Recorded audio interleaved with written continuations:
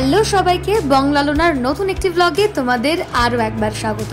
পুরনোর সঙ্গে নতুনের সংমিশ্রণ।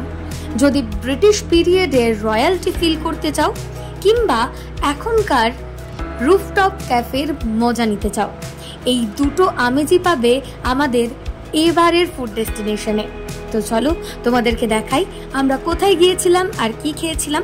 গোটা ভিডিওটা স্কিপ না করে দেখো।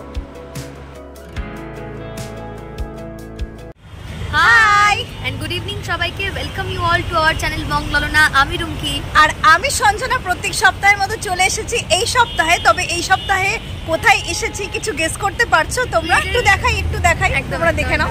দেখাই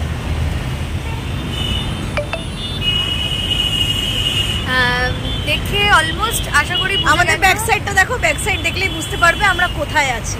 এই মুহূর্তে আমরা রয়েছি, তবুও বলে দিচ্ছি, এই মুহূর্তে আমরা রয়েছি YMCA তে। একেবারে পার্ক স্ট্রিট ব্রিজের মুখেই YMCA, তোমরা জানো সবাই। হ্যাঁ। আর এই YMCA তে একটা ক্যান্টিন হয়েছে, মাত্র 2 থেকে আড়াই মাস হয়েছে, হেরিটেজ ক্যাফে। তো সেই ক্যাফেতে আমরা এসেছি। চলো তোমাদেরকে দেখাই নাকি, চলো আমরা কি খাচ্ছি। পুরনোর সঙ্গে নতুনের সংমিশ্রণ তোমাদের আগেই বলেছিলাম। প্রায় 250 বছরের বেশি পুরনো এই YMCA বিল্ডিং, এখানেই একটা নতুন ক্যাফে হয়েছে যার নাম হেরিটেজ কোর্ট ক্যাফে। সমস্ত ডিটেলস দেবো, তবে তার আগে চলো খাওয়া শুরু করা যাক।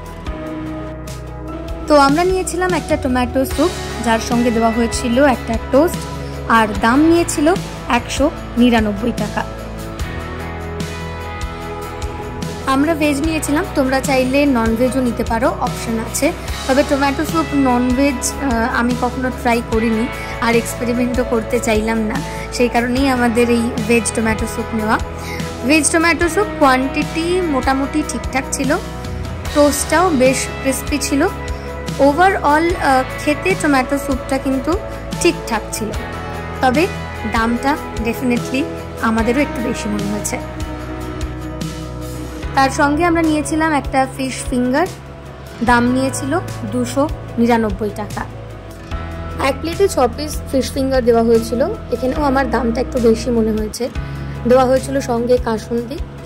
আর ফিশ ফিঙ্গারটার কথা যদি বলি তাহলে বলবো যে কোটিংটা পাতলা ছিল, মাছের পরিমাণটাও বেশ ভালোই ছিল, কিন্তু মাছে একটা সামান্য স্মেল ছিল। জানি না আমরা সেদিন ট্রাই করেছিলাম সেদিনই হয়েছে কিনা। তোমরা যদি ট্রাই করো অবশ্যই আমাদের কমেন্টে জানাবে। এবারে যদি বলতে হয় খাবারের কথা, খাবারে আমরা একটু ডিসঅ্যাপয়েন্টেড। খাবারের ক্ষেত্রে আমি একটু ডিসঅ্যাপয়েন্টেড, আমি তো টোটালি ডিসঅ্যাপয়েন্টেড। কারণ ফিশ ফিঙ্গার আমরা যেটা নিয়েছিলাম সেটার একটা আলাদাই গন্ধ ছিল।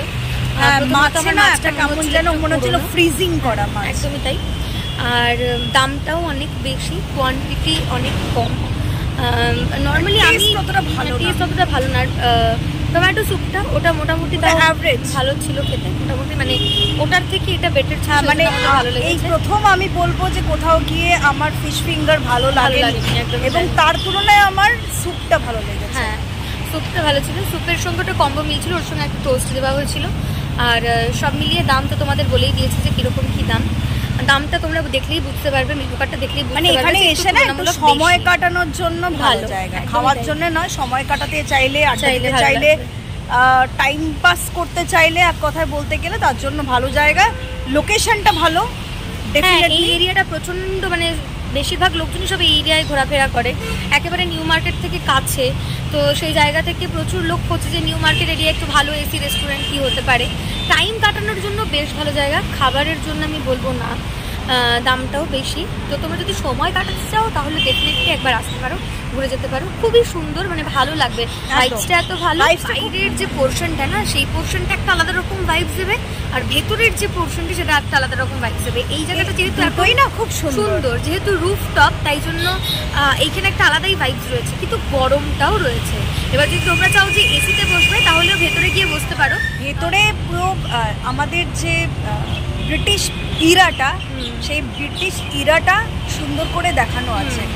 ওই তখনকার তৈলচিত্রর যে রেপ্লিকা, সেগুলো দিয়েই সাজানো হয়েছে। বড় বড় ঝাড়বাতি, তার সঙ্গে কড়িবর্গার যে সিলিং, আর তারপরে দরজা, এই সমস্ত জিনিসগুলো না কোথাও গিয়ে একটা ওই ব্রিটিশ পিরিয়ডের কথা মনে করিয়ে দেবে। আর বাইরেটা তত থেকেই সুন্দর, চারিদিকে পুরো সবুজ, আর তার সঙ্গে এরকম আলো দেওয়া। সব মিলিয়ে দুটো ভাইবস একদম আলাদা, কিন্তু দুটোই খুব ভালো। যে যেটা পছন্দ করো সেটা থাকতে পারে। হ্যাঁ হ্যাঁ। 1857 সাল থেকে 2024, প্রায় 250 বছরেরও বেশি পুরনো এই হেরিটেজ বিল্ডিং YMCA বিল্ডিং। আর সেই বিল্ডিংকেই নতুনভাবে সাজিয়ে ক্যাফে হিসেবে গড়ে তোলা হয়েছে। মাত্র 2.5 মাস আগে শুরু হয়েছে এই দ্য হেরিটেজ কোর্ট ক্যাফে। আর এই ক্যাফের দুটো অংশ একেবারে ভিন্ন রকম। ভেতরের অংশটাতে পুরোপুরি তোমরা ব্রিটিশ যে রাজকীয় ভাইবস, সেই ব্রিটিশ রয়্যালটির ফিল পাবে। গোটা জায়গাটায় একটা ওয়ার্ম আলো, বড় বড় ঝাড়বাতি আর এরকম ধরনের তৈলচিত্র, যা ব্রিটিশ রয়্যালটিকে রিপ্রেজেন্ট করে।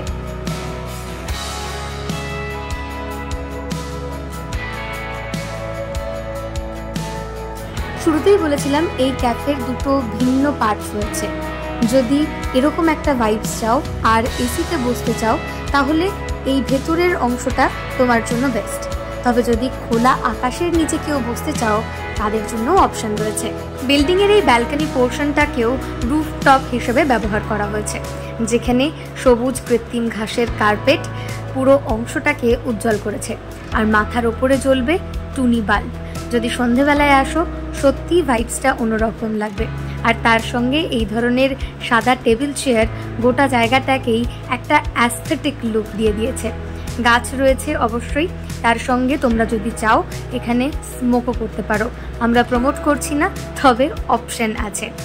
আর এই জায়গাটার সবথেকে বড় ইউএসপি যেটা হচ্ছে, সেটা হচ্ছে এই লুকটা। এই রুফটপ থেকে গোটা পার্ক স্ট্রিট ব্রিজ থেকে শুরু করে ধর্মতলা শহর, কলকাতার যে প্রাণ কেন্দ্র, সেই প্রাণ কেন্দ্র উপভোগ করতে করতে কফি খাওয়ার মজা তোমরা নিতে পারবে।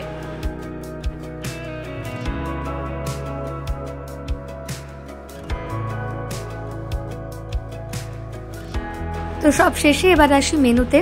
গোটা মেনু কার্ডের ভিডিও তোমাদের জন্য রয়েছে, চাইলে ভিডিও পজ করে জুম করে দেখে নিতে পারো কি কি পাওয়া যাচ্ছে আর কত কি তার দাম।